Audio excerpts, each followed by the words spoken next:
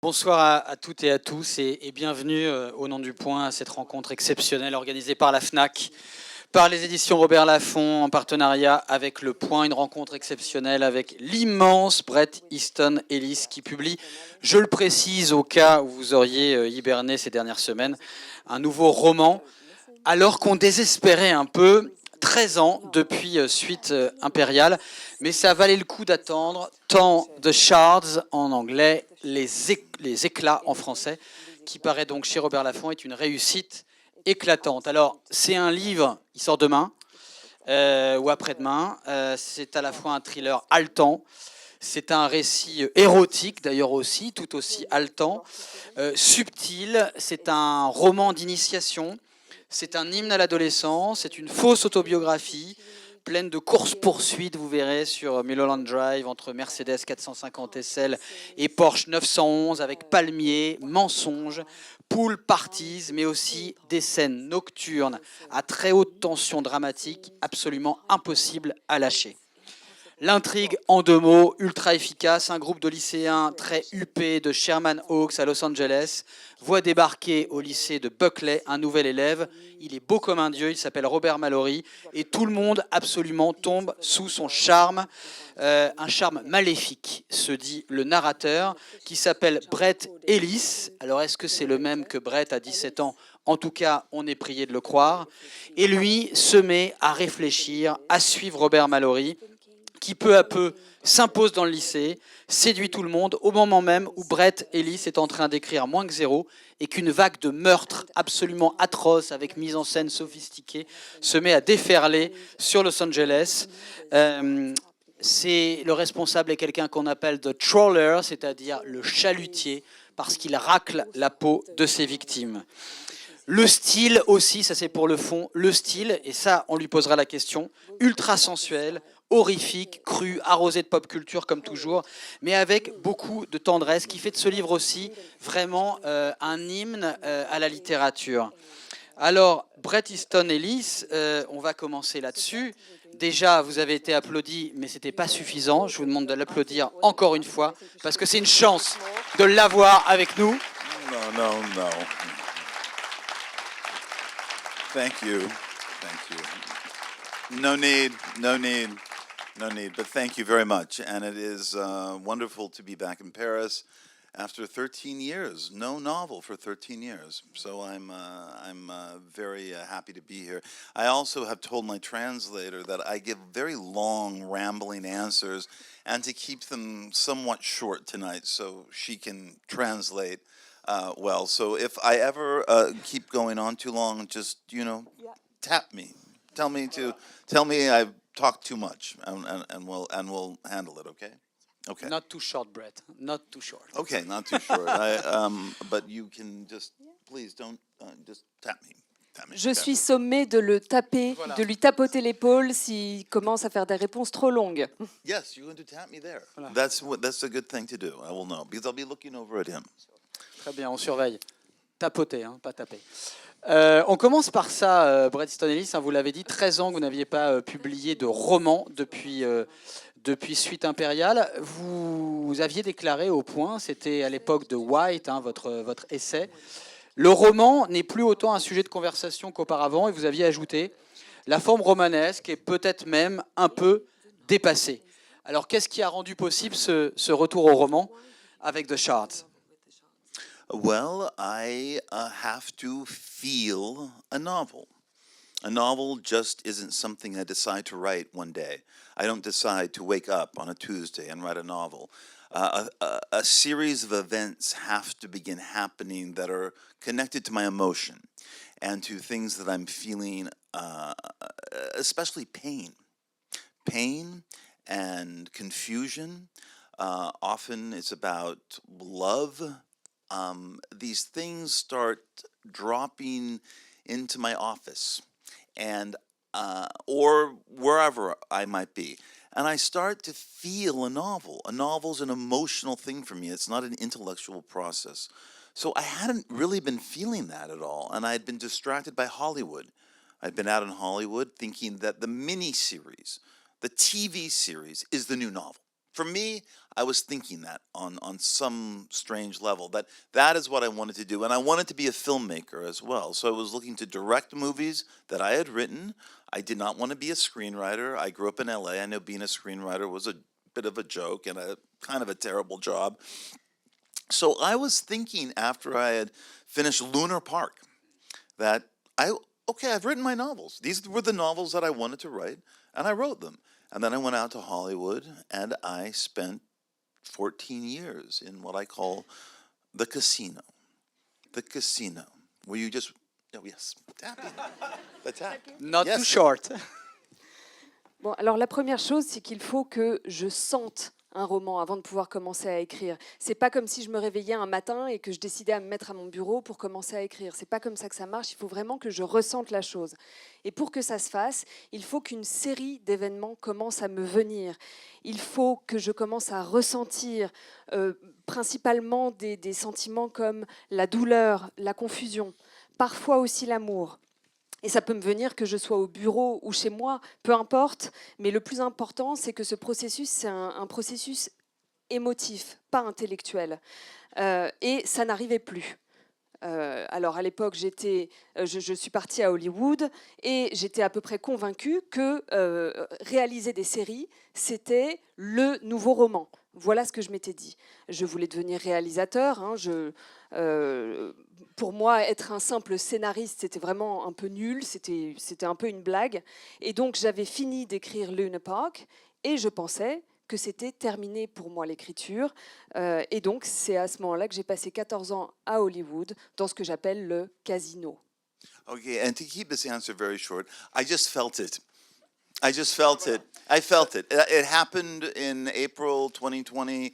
I was thinking very nostalgic thoughts. I was being very sentimental about my youth. I don't know why. Maybe it was the pandemic. Maybe it was the lockdown. But suddenly all of these memories of that time came back to me.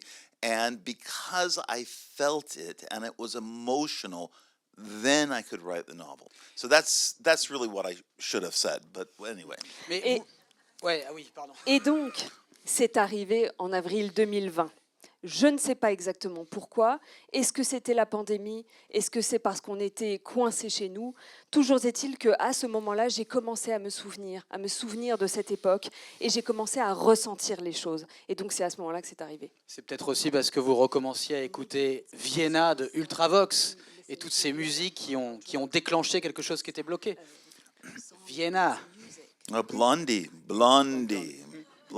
I was upstairs in the lounge before coming down, and they were playing. There's, I think, many Spotify playlists of the Shards that I didn't know about that are 10 hours long. I mean, someone counted and said there are 144 songs mentioned in the Shards. I didn't know that. I just thought, well, these songs would be playing during these scenes and these nightclubs and these places the kids go, and on the radio and on the tapes they make. Well, yes, that's true. I was in lockdown and I was looking for classmates. I started thinking about my youth. I started thinking about being 17. I started thinking about my different body and the sex that I had and how sex was an obsession. And I was thinking about it all the time. And I had a girlfriend and I had a secret boyfriend and all of these things that happened to me my senior year, my final year of high school. It was rushing back and I don't know why. And so I started to make notes because I had tried to write this novel, by the way, 40 years ago. And we had talked about that in a previous interview. I had tried to write this book after the events in it had happened. And I couldn't do it. I couldn't figure it out. It was too long. It had too much plot. In 1981 or two. In 1980, Yeah. Many of these events happened in 1981. And then in 1982, I tried to write the book. And for some reason, in 2020, all these years later, 40 years later, it was speaking to me again. It was speaking to me again as an older man, nearing the autumn of his life. And I think that is not uncommon. I think there are many artists who, at a certain age, want to go back to their childhood, their adolescence, and figure out things about themselves that they didn't know then, but they know now. Alors tout à l'heure, juste avant de descendre, j'écoutais la musique.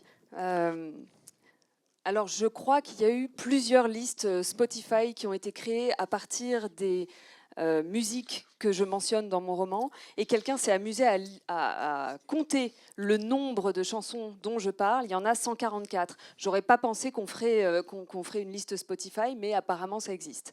Toujours est-il que donc à l'époque j'étais confinée.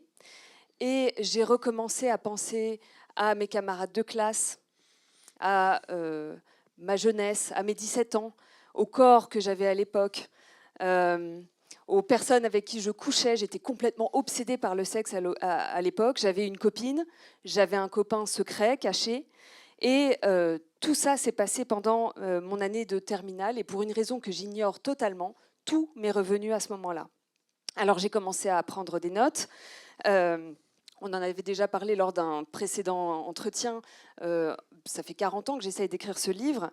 En fait, les événements dont je parle ont eu lieu en 1981 et j'ai commencé à essayer de l'écrire pour la première fois en 1982. Et ce n'est qu'en 2020, donc 40 ans plus tard, que ces événements ont recommencé à me parler, alors que je suis un homme vieillissant, à l'automne de sa vie.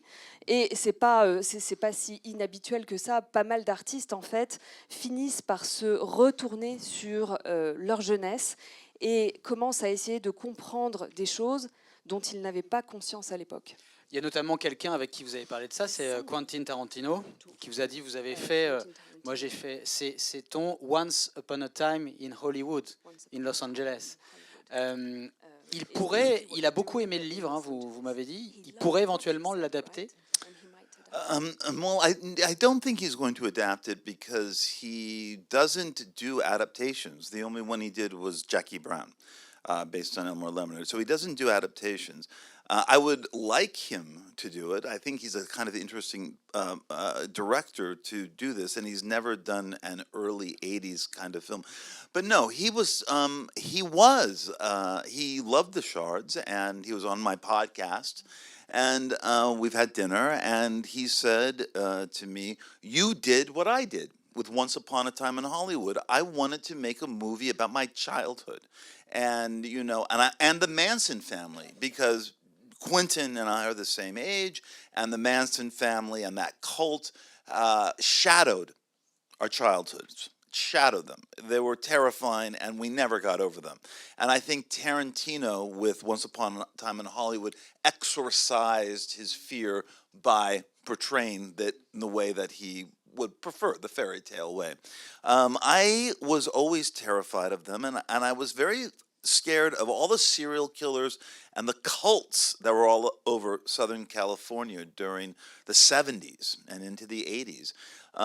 And I think part of the reason why I went back to this book that I had begun in 1982 and that I could never figure out for 40 years was I was in an age like Tarantino was when he made Once Upon a Time in Hollywood, where I wanted to go back.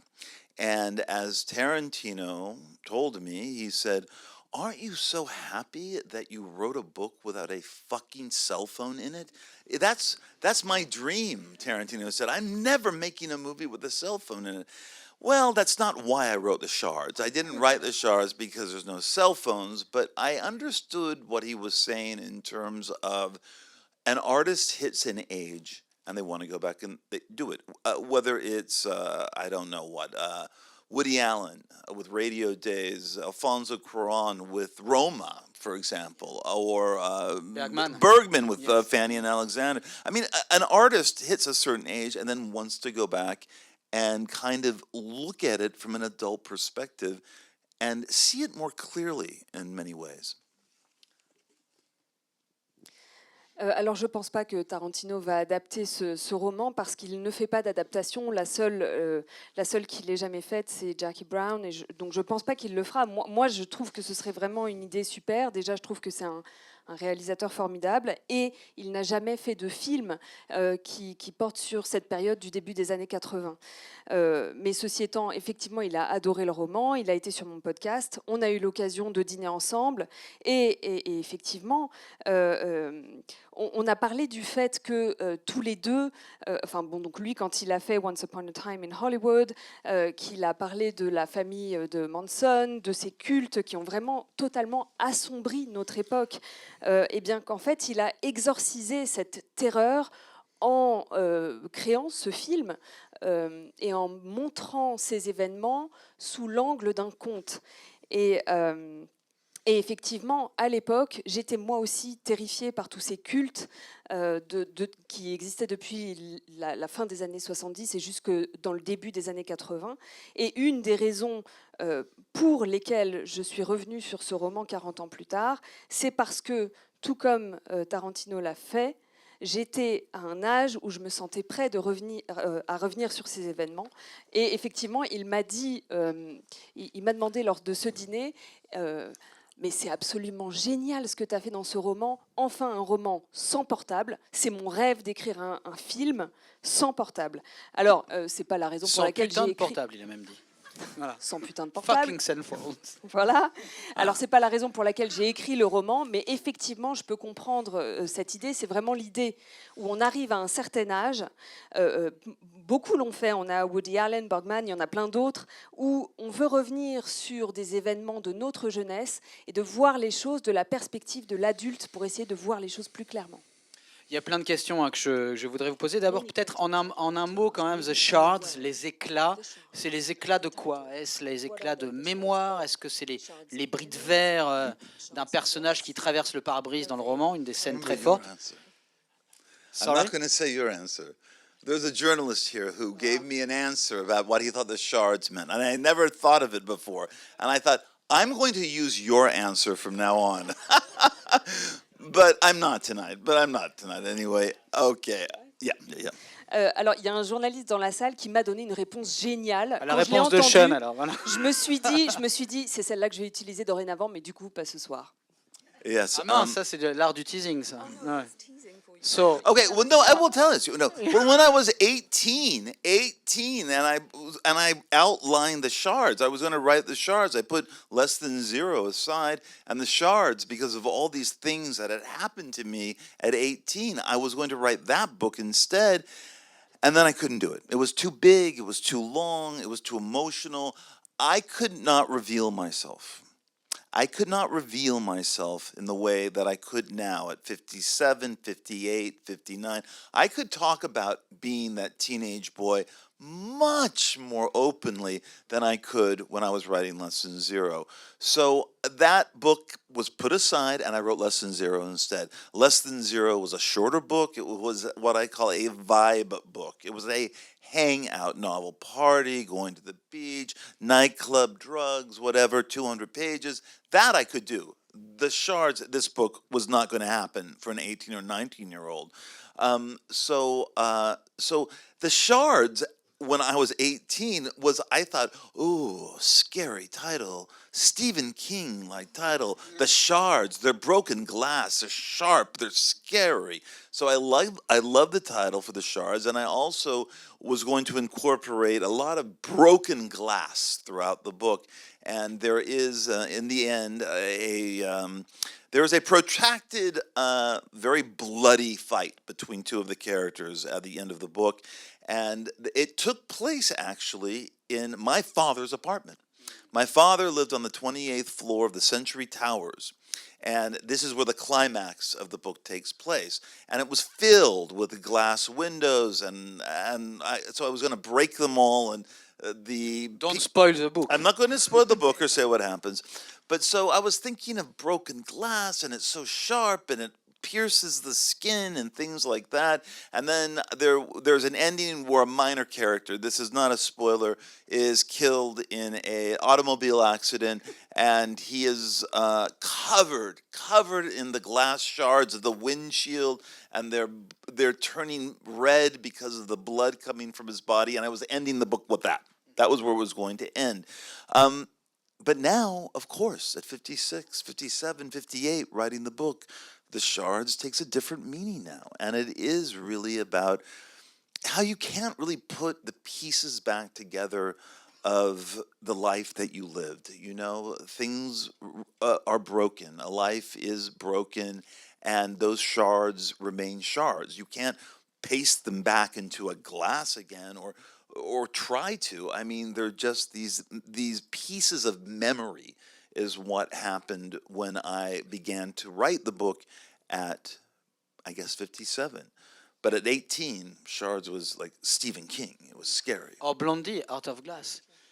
Maybe. Out of shards. Blondie.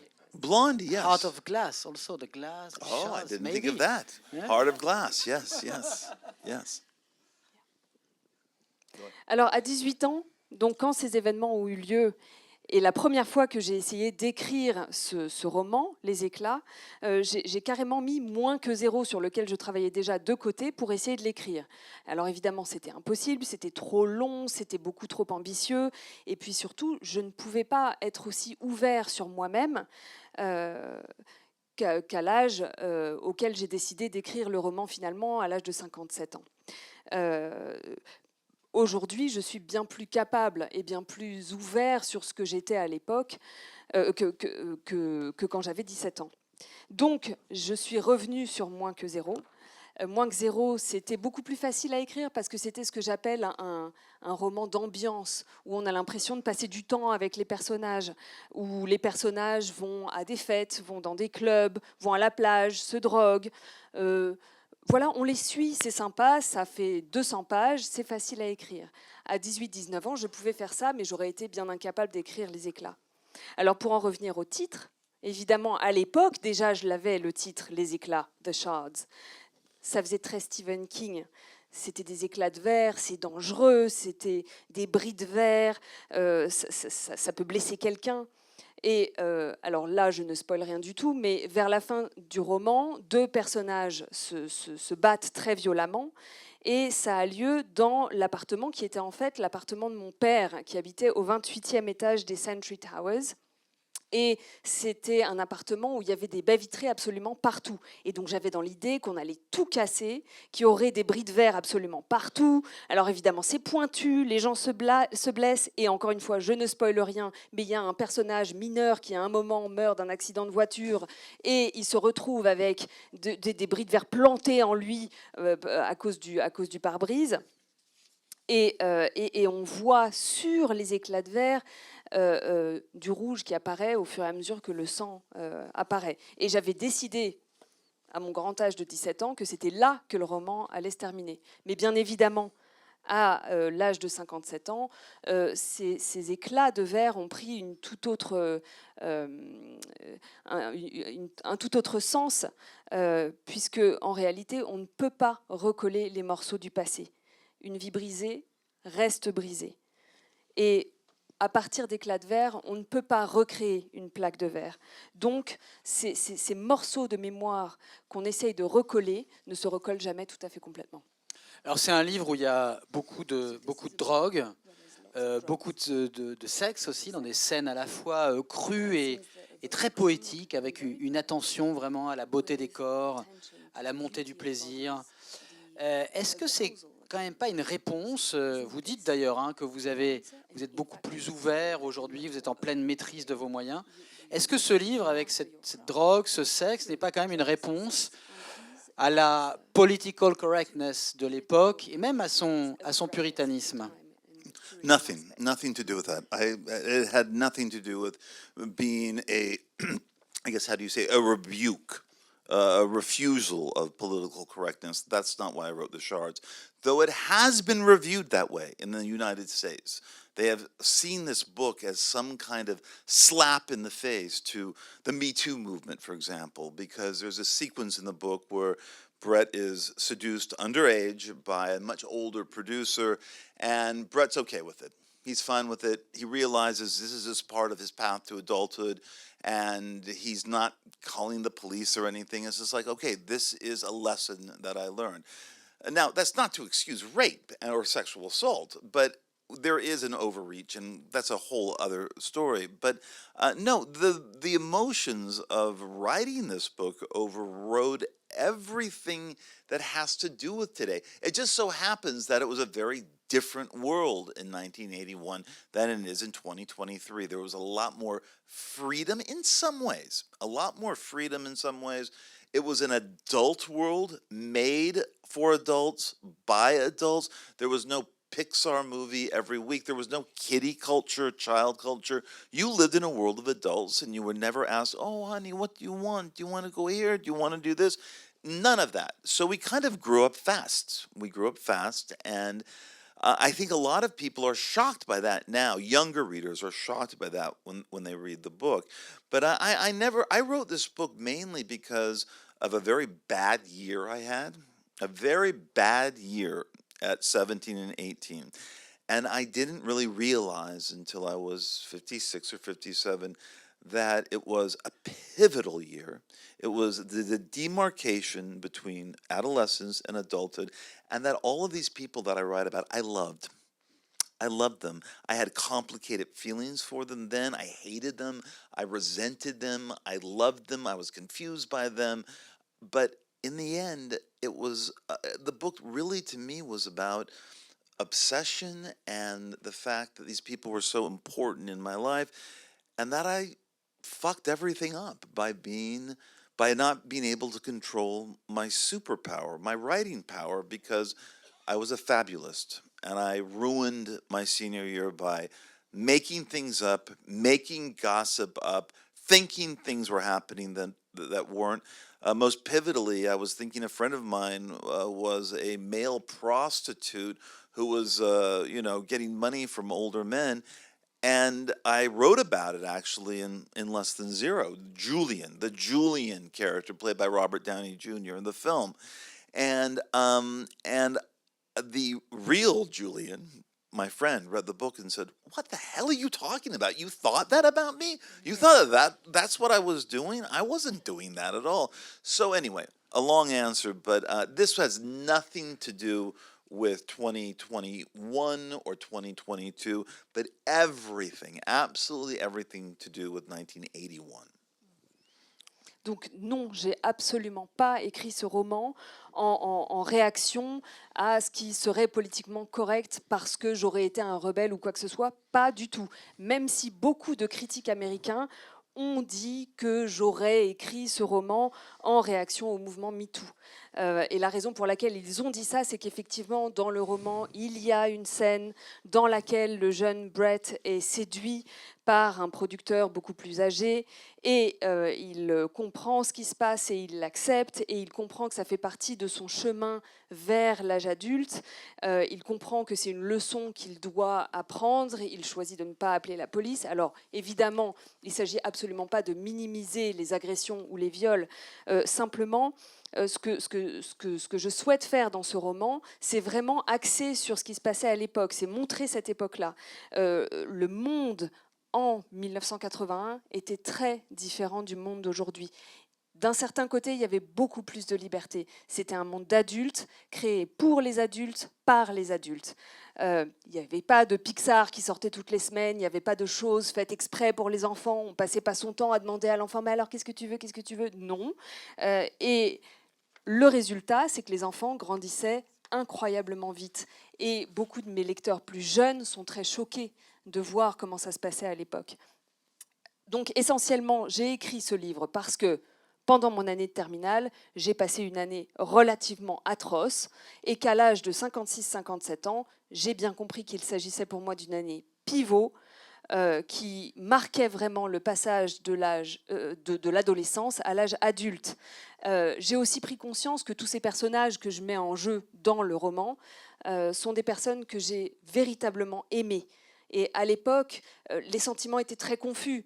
Je les adorais, mais en même temps, je les détestais, je ne les comprenais pas, je leur en voulais. Et ce roman, c'est vraiment l'histoire d'une obsession, de l'importance que ces personnes avaient pour moi et de la façon dont j'ai tout fait foirer parce que j'ai été incapable de contrôler mon super pouvoir qui était d'inventer des histoires, de faire des commérages. J'étais convaincue à l'époque qu'un de mes amis était un gigolo qui vendait son corps à des hommes plus âgés. Et j'en ai d'ailleurs parlé dans Moins que zéro. C'est le personnage de Julian, qui est joué d'ailleurs par Robert Downey Jr. dans le film. Et quand ce copain a lu le roman, il m'a appelé, il m'a dit mais t'es sérieux? Tu pensais vraiment ça de moi à l'époque? Mais j'ai jamais fait un truc pareil.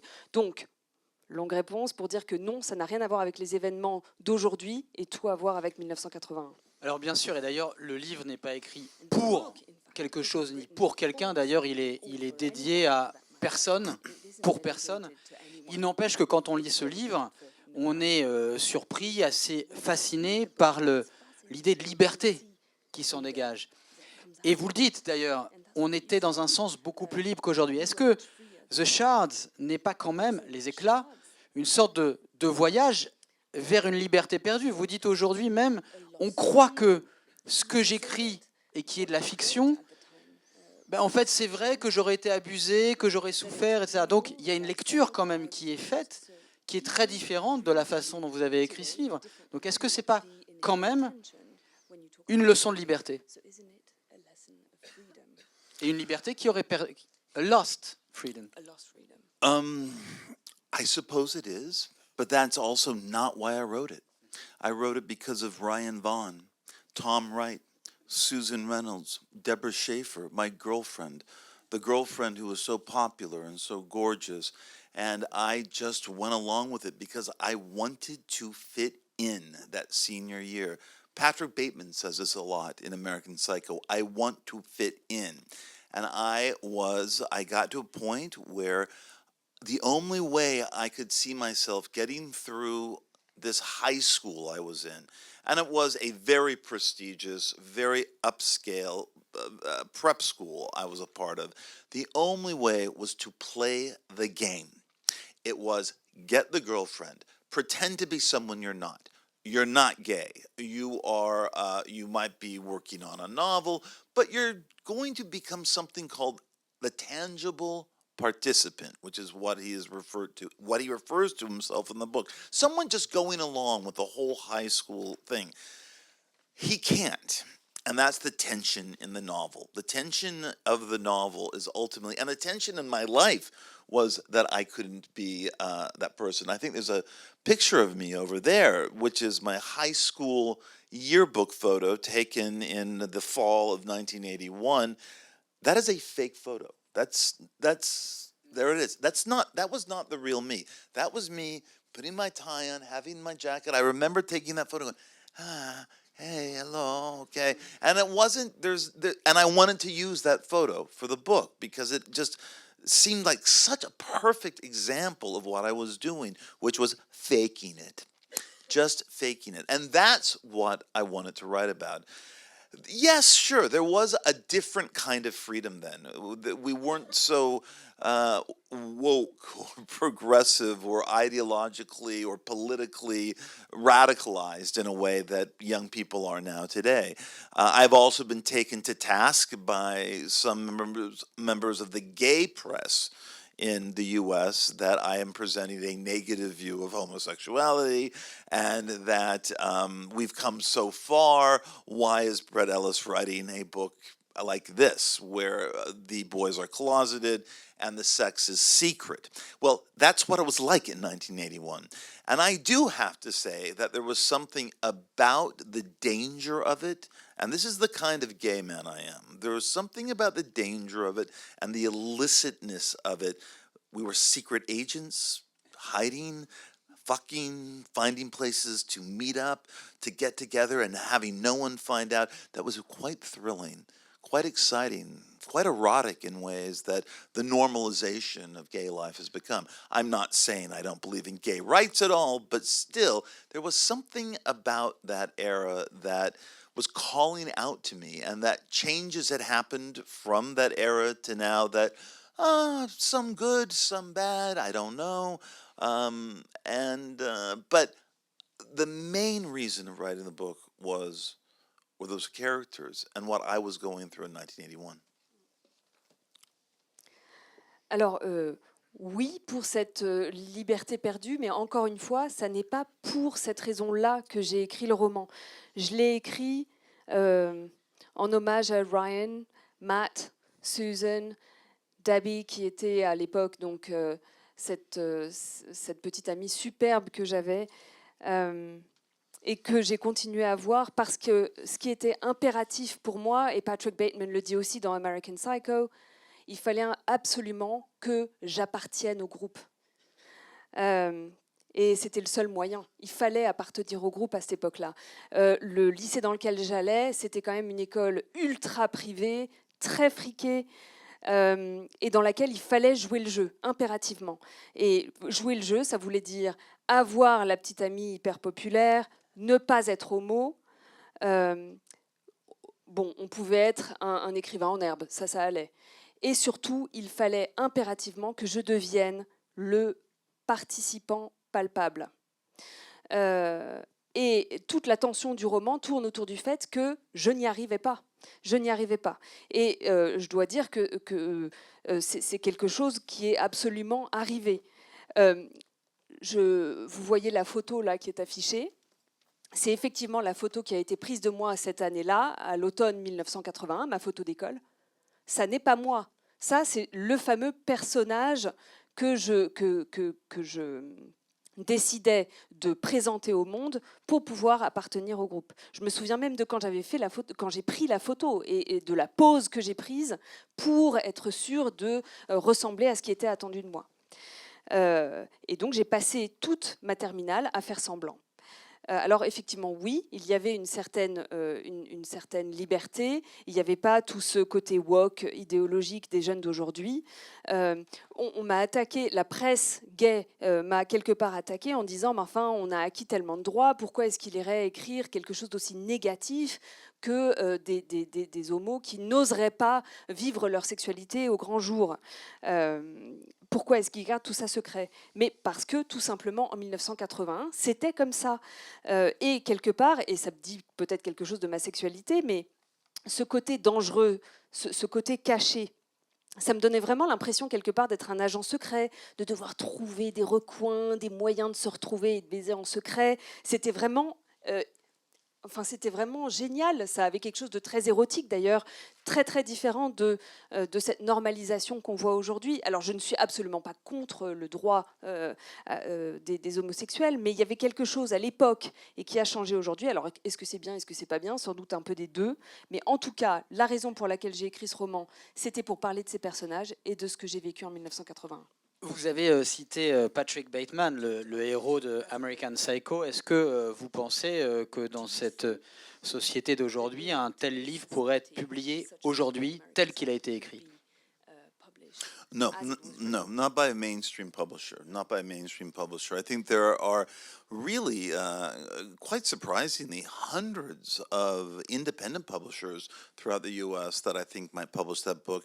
But would it ever be published by a mainstream publisher in the U.S.? No, never, never. Now, not even if it was written by a woman, which someone proposed to me. If a woman had written American Psycho, maybe would it have been published by a mainstream press? No. There's too much sexism, racism, things going in it that are now considered unacceptable in the new model of American publishing. What is so ironic, though, of course, is that my publishing house makes a small fortune off of American Psycho every year. I only make 10% of that fortune because that is the deal writers make. So I do not see the bulk of that money, but that is a big selling book for them. So, what can I say? Can I really complain? The book is still in print, is published by the most prestigious American publisher. But would it be published now or accepted by an editorial board? Absolutely not. Alors non, absolument impossible. Aucune grande maison d'édition américaine ne publierait ce roman aujourd'hui. Il existe des centaines de maisons d'édition indépendantes qui le feraient, je pense, sans aucun problème. Mais les grandes maisons d'édition, non. Impossible. Même si quelqu'un m'a demandé, si c'était une femme qui publiait, qui avait écrit ce roman, est-ce qu'il serait publié aujourd'hui? Non. En fait, non. Il y a beaucoup trop de sexisme, beaucoup trop de racisme. Ce n'est absolument plus acceptable dans le nouveau modèle éditorial d'aujourd'hui, ce qui est tout à fait ironique quand on voit le petit pactole que se fait ma maison d'édition, alors que moi-même, je n'en touche que 10%. Bon, après, il se vend bien, donc je ne vais pas me plaindre. Mais non, aujourd'hui, impossible. Est-ce que, vous savez, en France, on a une grande peur dans l'édition, les écrivains, on est à peu près encore assez libre de publier ce qu'on veut, mais on nous parle de cette nouvelle profession qui s'appelle les sensitivity readers, et on nous dit que ça va arriver en France bientôt. Donc tout le monde est un petit peu terrifié. Je voudrais juste savoir si ce livre-là, il est passé entre les fourches codines, entre les mains, entre les yeux d'un sensitivity readers, qui serait très généreux d'ailleurs. Very interesting question, because there are sensitivity readers at my publishing house in the US, and they do circle things that they think will trigger or offend a reader. A ridiculous example of this is, I know of a novel that a woman in her 40s wrote about two women who were going through, two friends, women in their 40s, who were going through a divorce, and they wanted to meet up at a Chinese restaurant to discuss their husband's infidelity. And one of them made a joke, well, maybe, should we go there? Do we really want to eat any MSG? I don't know if that translates here. MSG is a Chinese flavoring that's used. Some young sensitivity reader said, that's racist. That is a racist thing. They cannot say that. And so the woman rewrote the scene to take place in a coffee shop, just a normal coffee shop. That is an extreme example of sensitivity readers in the US right now. I did not have this problem with the shards. I don't know why. I do know that there were discussions about why doesn't Bret talk more about the Nicaraguan maid, Rosa, and her life? What about her life?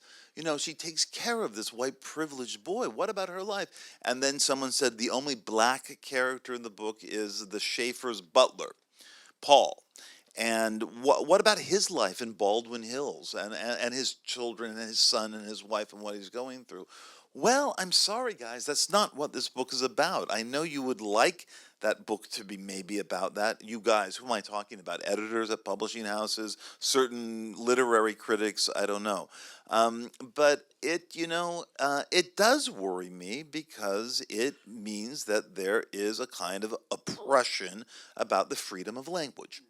In fiction, that is a problem, a huge problem. And you would think that it would be fought against in a way by writers, that they would erase it immediately. But you know what? Writers are pussies.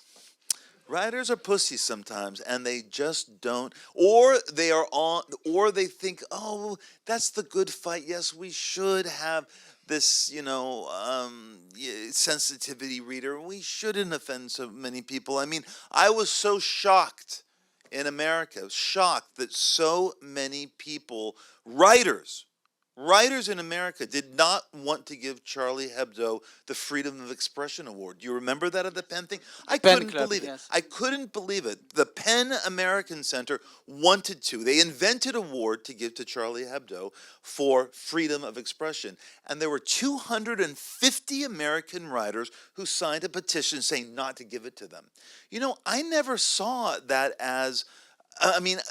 to me, it was just a matter of, it wasn't endorsing Charlie Hebdo, it was defending free speech.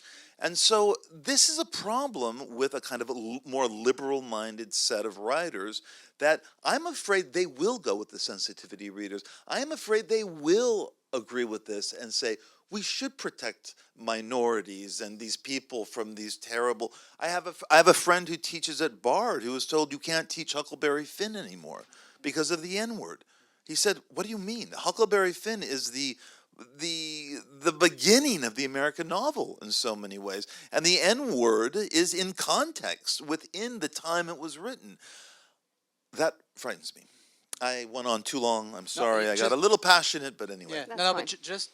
Yeah. Before you translate, are you afraid to be, for example, cancelled that one day they say, okay, Bret, it's not possible? Are you afraid of that, or you don't care? I was canceled. Yeah. I was already canceled. American Psycho was canceled. It was canceled by a publisher, so I've already been through it. I was one of the first 30 years ago. So it already happened to me. No, I'm not worried about it, and I don't. I can't think about it when I'm writing something.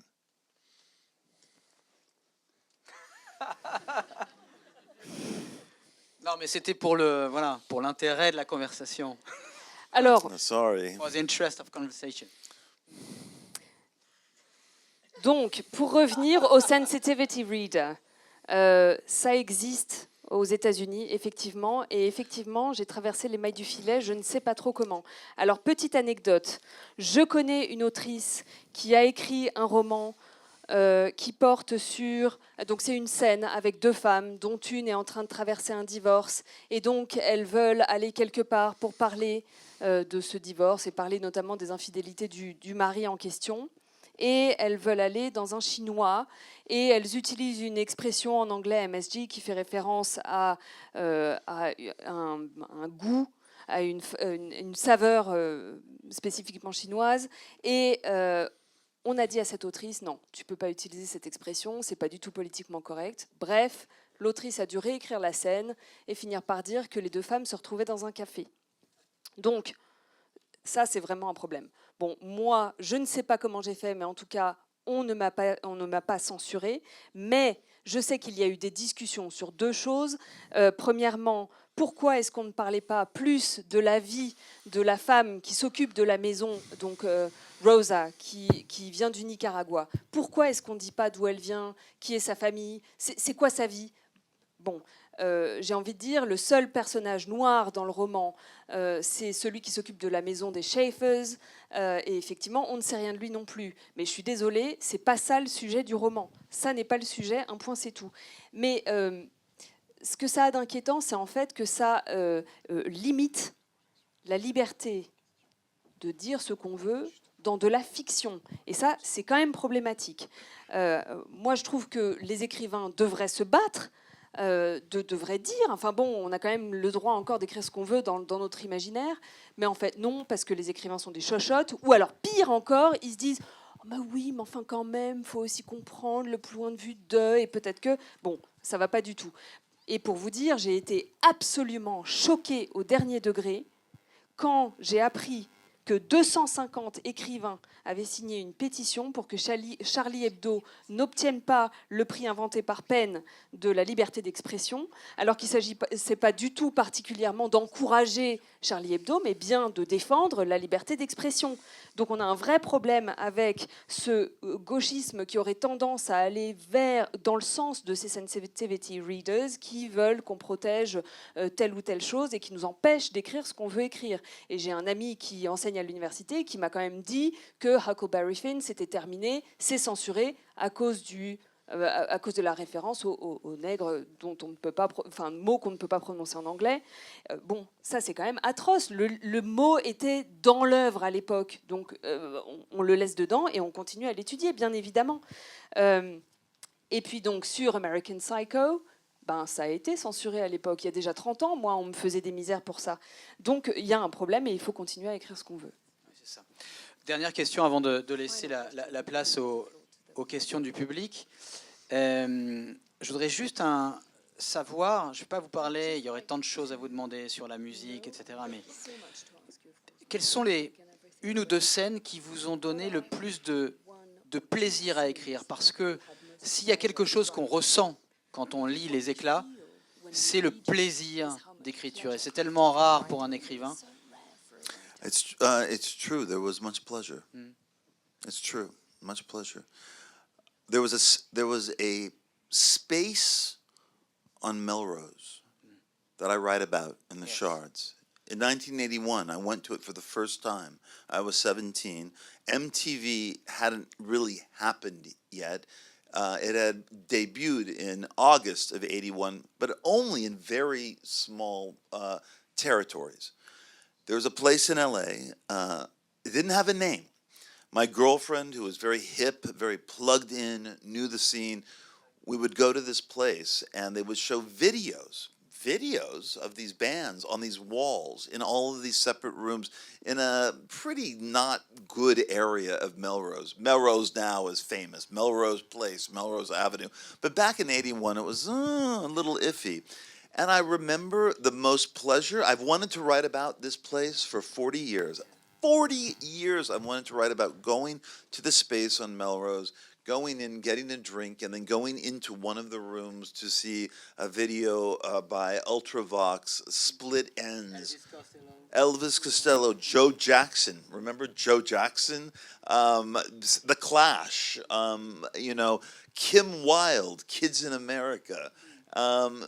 So that sequence, which takes place in that space on Melrose, was a release of wanting to go back to my youth and to write about that very special place.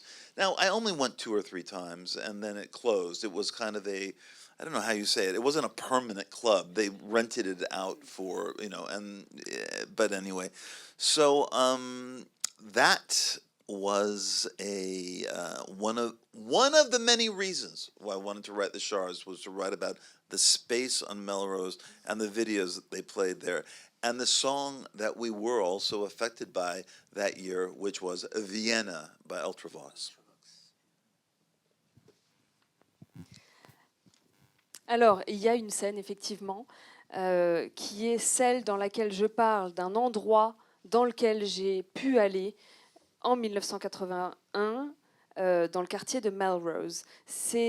Alors, il faut savoir qu'à l'époque, MTV n'avait pas fait sa grande apparition. Ça venait de sortir depuis le mois d'août de cette année-là, mais ça ne passait que dans très peu d'endroits. Et à Los Angeles, à l'époque, il y avait un endroit qui n'avait pas de nom. Et évidemment, ma copine, qui était toujours au courant de tout, qui était ultra populaire, connaissait ce lieu et m'y a emmenée. Et c'était un lieu vraiment très spécial où on pouvait déambuler d'une pièce à l'autre et voir des vidéos de groupes qui jouaient leurs chansons. C'était absolument génial. Et alors évidemment à l'époque, Melrose Place était un endroit un petit peu craignos, pas du tout l'endroit qu'on connaît aujourd'hui. Et vraiment ça faisait 40 ans, littéralement 40 ans, que je voulais absolument écrire une scène qui avait lieu dans cet endroit-là. Un endroit où on a pu voir des vidéos de Ultravox, Joe Jackson, The Clash, Kim Wilde, Kids in America. Tout ça, on a pu le voir à l'époque et c'était absolument génial de pouvoir écrire sur cet endroit que j'ai eu la chance de voir 2-3 fois à peine, parce qu'après ça a fermé, c'était vraiment un lieu temporaire. Et c'est une des très nombreuses raisons pour lesquelles j'ai eu envie d'écrire ce livre, raconter cet espace et évidemment parler de cette merveilleuse chanson qui nous a tous marqués à l'époque, Vienna de Ultravox. Y a-t-il quelques questions dans le public avant la signature, parce que vous avez la chance, il va pouvoir signer ses livres pour vous. Est-ce qu'il y a une question? Qui osera? Oh, come on, I'm okay. Voilà, quand même. It's fine. I've been asked questions all day. I'm okay. Ask me anything, as they say on Reddit. On me pose des questions toute la sainte journée, n'hésitez surtout pas. Je vais faire en anglais quand même, non, c'est mieux. Could you talk a little bit about, it's easier now. Could you talk a little bit about the role that cities play? I feel like when you just spoke about the scene on Melrose, you talked a lot about the role that LA plays in this novel. Do you see them as characters within your novels? How does that work? I mean, I think about American Psycho, I think about the role that New York played. How do you build the city into what you're writing, and how does that play in what you're creating? Do you want to translate or no? I just answered. Le rôle des villes dans vos romans. You have okay. 2 hours. Oh, okay. No. It's very simple. I mean, again, as I said earlier in the evening, I said I write the novels that I'm feeling at the time. So I was feeling Less Than Zero, and I was feeling numbness as a kind of actual feeling. Numbness was as legitimate as happiness, as sexuality. It was something that I wanted to explore at that age. Certainly living in Manhattan during the yuppie era, I was affected by my surroundings. I was affected by Manhattan, and I was affected by the men I knew on Wall Street, and that's what created American Psycho. And certainly when I was writing The Shards, I was thinking about recreating an LA that is now gone. Because one of the things that haunted me, and I might have said this earlier, was when I was looking for those places that I hung out with all these people, they're all gone now.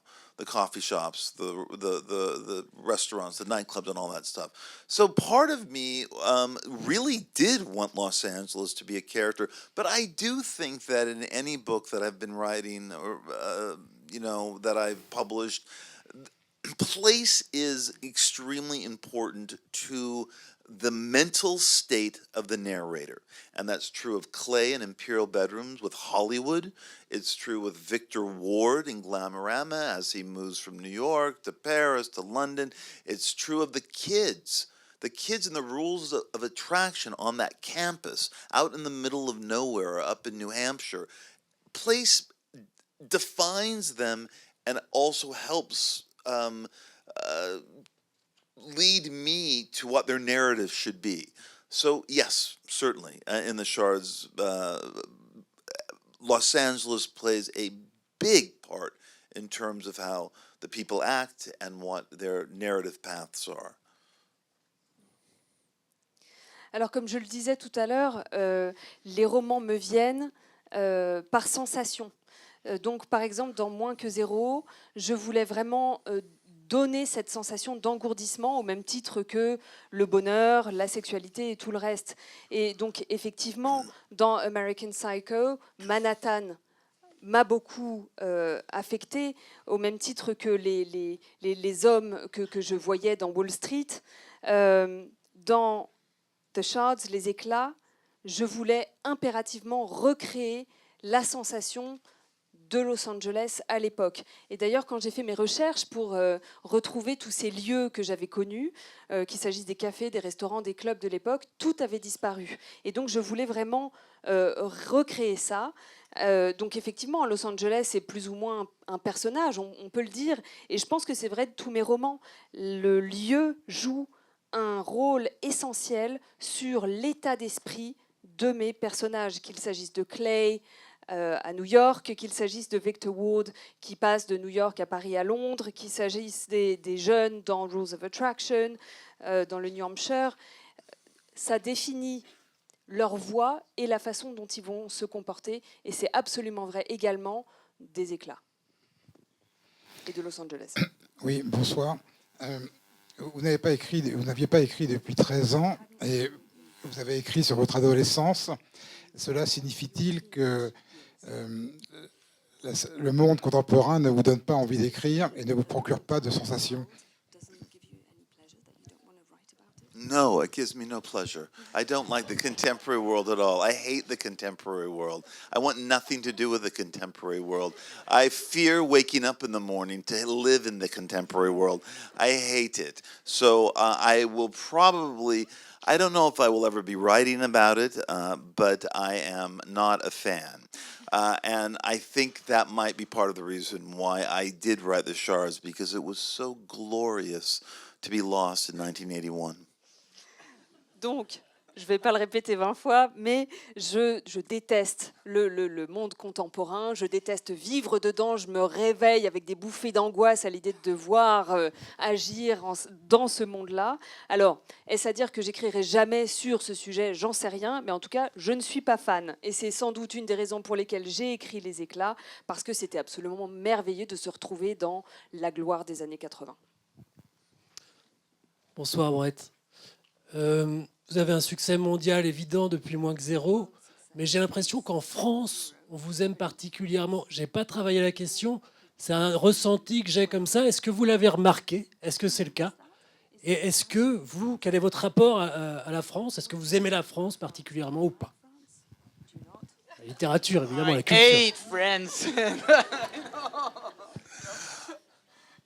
J'adore France. Of course I love France. Of course I do. Of course. I mean, but I do have to say that there is something about this that is a disconnect from the book. I write the book for very personal reasons. I wrote this book. I didn't even care if it got published. I did it as a podcast. I didn't go to Lafont and say, publish my book. I have this book. It's so personal to me. And so when I write a book, I am not thinking of anything else but the book itself and relieving myself from pain and expressing things that I wanted to express for so long. So now it comes to the book tour, and I'm sitting up here. I'm very nervous. I'm always very nervous before doing these things, as my PR people from the house can see me being a nervous wreck before walking into the building. So it is hard. I am told this in Paris by many people that I am this icon of sorts. Okay, well, that's nice, because in many places I'm not. So I'm not in America. You know, in America I'm a very divided figure. A lot of people don't like me, and I am treated by the literary establishment in a very negative way. Not to say some don't like me, but still. So I just don't have this feeling about myself, you know? I've never won awards. I've never been nominated for awards. I don't get great reviews in the U.S. Not yet. Well, whatever. Look, this is the facts. I have plumbing problems in my apartment. I need to redo the plumbing in my apartment. It's very expensive. It's been obsessing me for 8 months. I got a low estimate, and now it's a high estimate. We have to take down 2 walls. I have aging parents. My mother is not well. My sister needs to be put into a mental institution and won't go. My boyfriend, who had been through rehab recently, was very worried when I went to Europe, because for the first time I did a first leg of the European tour, because we were having these conversations. What if I start using again? You're not here, whatever.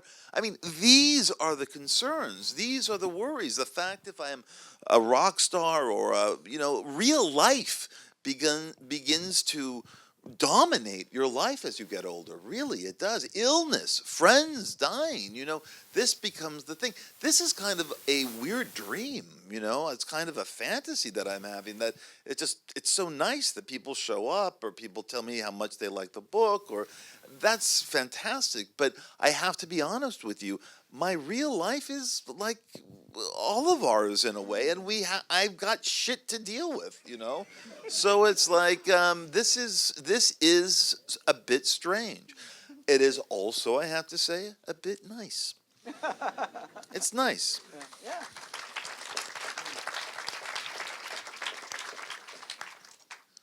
Alors évidemment, j'adore la France, mais je dois vous dire que ce qu'on est en train de vivre là, c'est un peu déconnecté de ma réalité.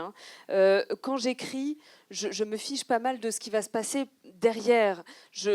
La preuve, j'ai commencé avec un podcast pour ce roman. Je ne suis pas allée voir Lafont en leur disant « par pitié, publiez-moi ». Quand j'écris, je me concentre et je me contente de me concentrer sur le livre. Ce qui m'importe, c'est de soulager mes douleurs et d'exprimer des choses importantes. Alors, bien sûr, je suis ici ce soir, je suis dans un état d'angoisse épouvantable avant de monter sur scène, comme pourront l'attester les membres de l'équipe qui m'accompagnent. Je suis une véritable loque. Donc, bien sûr, j'adore quand on me dit que je suis une sorte d'icône en France, c'est super, tant mieux, parce que ce n'est pas le cas partout. Aux États-Unis, par exemple, les opinions sont très divisées, et souvent, c'est relativement négatif. Pas tout le monde, mais pour dire, j'ai jamais gagné de prix, j'ai jamais été nommée pour quoi que ce soit, encore, pas pour l'instant. Mais pour vous dire la vérité, voilà ce qui m'accapare l'esprit pour l'instant. J'ai des problèmes de plomberie à la maison. Ça va me coûter la peau des fesses. On avait commencé avec un devis relativement raisonnable. Ça prend des proportions hallucinantes. Ça fait 8 mois que j'attends. 2 murs ont été détruits dans le processus. Je me soucie de mes parents. Ma mère ne va pas très très bien. Ma sœur devrait être internée et elle ne veut pas l'être. Mon petit ami qui a récemment été en centre de désintox s'inquiétait du fait que je parte en Europe, parce qu'évidemment, qu'est-ce qui se passe s'il est tenté pendant que je ne suis pas là? Donc, si je suis une rockstar ou non, c'est relativement secondaire. La vraie vie prend vraiment le dessus quand on prend de l'âge, véritablement. Les maladies, les amis qui commencent à mourir. Donc ici, c'est vraiment un rêve un peu déconnecté de la réalité. Alors évidemment, c'est génial, c'est super. Mais ce que je veux simplement vous dire, c'est que la vraie vie, c'est un peu la même chose que moi et je dois gérer les mêmes conneries que vous. Et c'est étrange d'être ici, mais c'est aussi très sympa. D'accord. Oui. Bonsoir Bret. Merci beaucoup pour vos livres et pour Christian Bale, c'est à vous qu'on le doit aussi. Je voulais savoir, maintenant que vous approchez de la soixantaine, on dit qu'un auteur fait son chef-d'œuvre pendant la quarantaine ou la cinquantaine. Je voulais savoir voilà, comment il jugeait sa bibliographie. Est-ce qu'il a déjà fait avec les livres que l'on connaît tous? Est-ce que c'est les Éclats ou est-ce que ce chef-d'œuvre est à venir? Oh, I don't know. I mean, I unfortunately spent a large portion of my 40s and 50s in Hollywood. A mistake. Because you are right. You are correct. That is when many writers hit a peak, an artistic and creative peak in their mid 40s to their mid to late 50s. And I was writing thousands and thousands and thousands of pages of scripts that were never made, thinking they were the new novel. That new miniseries I had a brilliant idea for, that I sold for a lot of money to a company, that was going to be the new novel. These things that never happened. And I do regret that. I regret those 10 years, 12 years where I did not write a novel, where I was using my writing as a way to write scripts. And writing scripts isn't writing prose. I mean, it's about structure and story and making sure it's not writing, you know. So I have a regret about that. When I look back at my books, what do I see as my masterpiece? If I see a masterpiece, I mostly if I open the books, I want to start editing. I want to start rewriting the books. The books seemed fine at the time. Now, certain books just seem like I cannot even read a page. I get so upset by them because I want to rewrite them. And then there are some I pick up and go, pretty good. That's not bad. You actually wrote that pretty well then when you were whatever. So, but I don't look at my books in that way, and I don't rate them. I am the author of them. I'm not the reader of them. Do you know what I mean? So I don't look at them as children and have a favorite one or anything like that. Though I am always told by my publisher, if I'm ever asked that question, to always say the shards. The Shards is my masterpiece. They always tell me that. In Oslo, in London, here. Oh, if someone asks you what your masterpiece is, go, oh, The Shards is my masterpiece. Okay. The Shards. That's my masterpiece. Alors, vous avez parfaitement raison. Hein. 40-50 ans, c'est généralement le plus haut artistique pour les écrivains. Or, pendant ces années-là, eh bien, j'ai fait l'erreur d'être à Hollywood. Et comme je vous l'avais dit, hein, à l'époque, j'écrivais des milliers et des milliers et des milliers de pages de scénarios qui n'ont jamais rien donné. J'étais convaincue que c'était ça le nouveau roman. J'avais d'ailleurs une super idée de mini-série que j'ai vendue pour beaucoup d'argent et qui n'a jamais rien donné. J'étais convaincue que c'était ça le nouveau roman. Et du coup, j'ai utilisé mon écriture à l'époque pour ces scénarios. Et je le regrette. C'est un de mes regrets. Parce que bon, les scénarios, c'est pas de la prose. Il s'agit de tracer une structure, de trouver une histoire, mais c'est pas vraiment de l'écriture. Pour ce qui est du chef-d'œuvre, bon, honnêtement, quand je ressors un de mes romans et que je commence à les lire, je prends un stylo et ce que je veux faire, c'est tout réécrire. Donc, c'est pas possible. De temps en temps, je me dis, ah bah tu t'es pas si mal débrouillé que ça sur tel ou tel passage, mais en gros, certains, la plupart du temps, je ne peux même pas les ouvrir tellement j'ai envie de tout réécrire.